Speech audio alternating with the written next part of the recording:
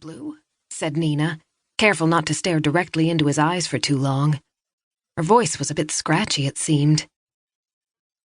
"May we come in?" he asked, taking off his hat. His deputy did the same. She became very aware of the holstered gun on Blue's hip. "Of course," said Nina, stepping aside to let the police officers enter. They made their way into the house's common area, an open living room, dining room, kitchen that ran the length of the cottage, facing the beach and the Caribbean Sea. "Please sit down," said Nina, gesturing to the sofa and the matching chair beside it. She prayed that Danish would not choose this moment to make his appearance.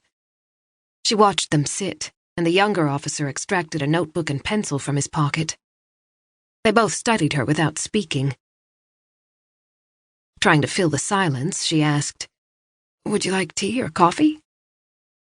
The constable opened his mouth to speak, but Blue cut him off. "No, thank you." Nina watched Blue methodically sweeping the room with his eyes, logging the pile of books, the wet towels on the floor, the collapsed birthday cake, and Ted's hat on the table. His eyes rested on the hat for a couple of seconds, and then flitted briefly to the bedroom door before he returned his gaze to Nina. She sat uncomfortably on a wooden kitchen chair. His gaze drifted over her mussed hair, bare feet, and disheveled dress, and then he glanced over to the high-heeled shoes discarded by the back door that led out onto the veranda. Oh, the shoes. Right. Nina wiggled her toes and felt sand between them. "Nina, I have to ask you a few questions," said Blue. This was beginning to sound serious. "Okay," said Nina. "What's going on?" "Are you a close friend of Professor Philip Putzel?" asked Blue. Philip? Nina almost laughed. No, I wouldn't say that exactly," she replied. "He's the head of the department at the college in New York where I taught before moving here. I know him quite well, I guess, as a colleague. I sort of worked for him, or more precisely, under him. I was a junior instructor, and he's a full professor with tenure. Untouchable." Blue looked at her intently as she spoke. The constable made a note in his notebook. "Philip Putzel was attacked last night," said Blue evenly. "Someone tried to kill him and came very close to succeeding." Nina breathed in sharply and covered her mouth with her hand.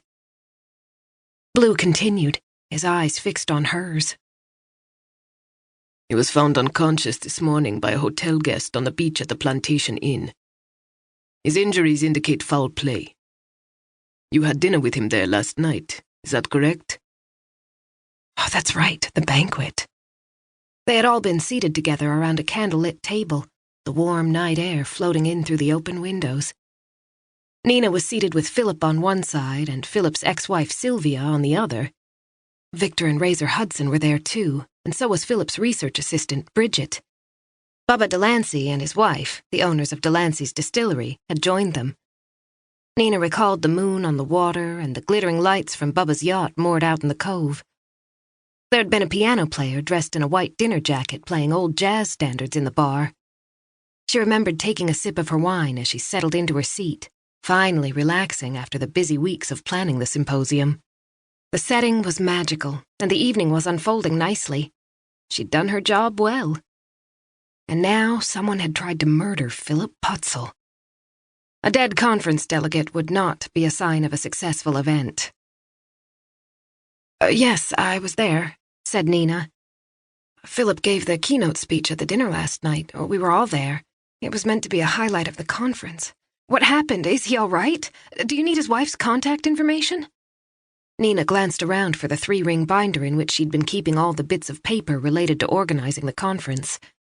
She felt slightly nauseous from the combination of her hangover and the shock of hearing about Philip. She was even woozier when she realized her binder was in the bedroom. Getting it would mean opening the bedroom door. She sat for a moment, trying to take it in. "I can't believe it. What happened? He was fine at dinner. Well, I mean, he was in good health and content with the way things were going. He gave his speech, the dinner party broke up, and the last I saw him, he was regaling someone with a story in the bar, looking like he was having a good time." Then another